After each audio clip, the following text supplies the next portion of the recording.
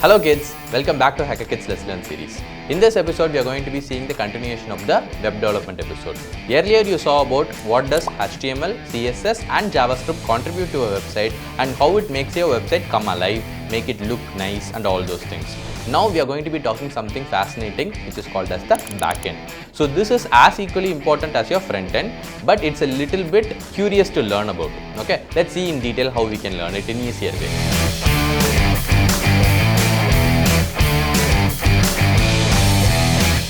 Earlier, you saw the websites like an example of your Legolands, right? So Legolands like your parks, your hotels, your hospitals can all be built using the Legoland tools like your HTML, CSS and JavaScript. That was the example you saw earlier.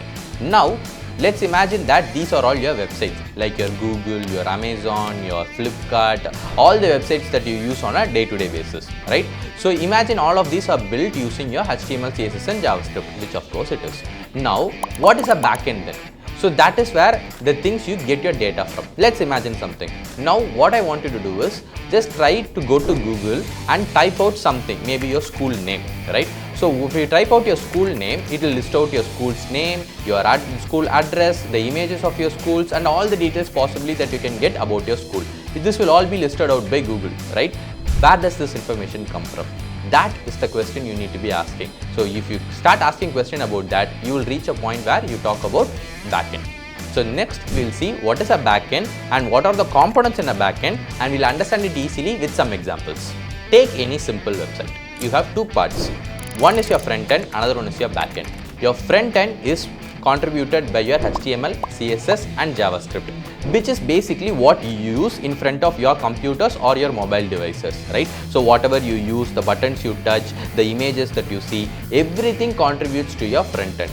But whenever you start interacting with it, something new fetches up and comes up and shows to you. Maybe you're looking for a school bag to purchase, or you're searching about your parents' job location, something that you search, or even a movie ticket, right? So whenever you're searching for something, new website comes up and information along with it comes up. That is coming from the second component of a website, which is called as the backend. In your backend, you have two components. One is your database, another is your server language. So in order for you to understand this, I'll give you an example. So imagine your backend like your school library. Okay, the school library has two important things. One, the books are arranged in a proper manner, right? So it is arranged in a Dewey Decimal System. Some books are written as fiction, non-fiction, comic books, documentary articles, physics books, chemistry books, everything is properly arranged, right? So that is your database, where you arrange your data properly in a structural manner. So that's your database part of your backend. The second is your server language. You can imagine your server language like your librarian. What does your librarian do? Whenever you go and take out a book, the librarian will ask you a lot of questions, right? So your librarian will ask you, do you have your library card? Did you submit your previously taken out book? Are you actually from this school? He or she will be asking you a lot of questions to make sure that you are authorized enough to take this book out of the library, right? So that is exactly what a server language also does. So now let's go back to the example that we earlier talked about, right?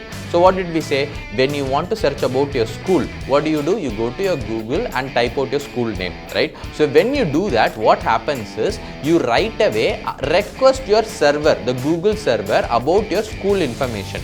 So this information now goes to the server language, the server, which will process it and say, okay, this request has come from this computer. This computer has an address, which is your IP address. It will look through all of it and say, okay, you're not a robot, you're authorized enough to access this. You have logged in using your this Gmail account. It will check everything that is possible. Then last, okay, this is the school information you're asking for. Okay.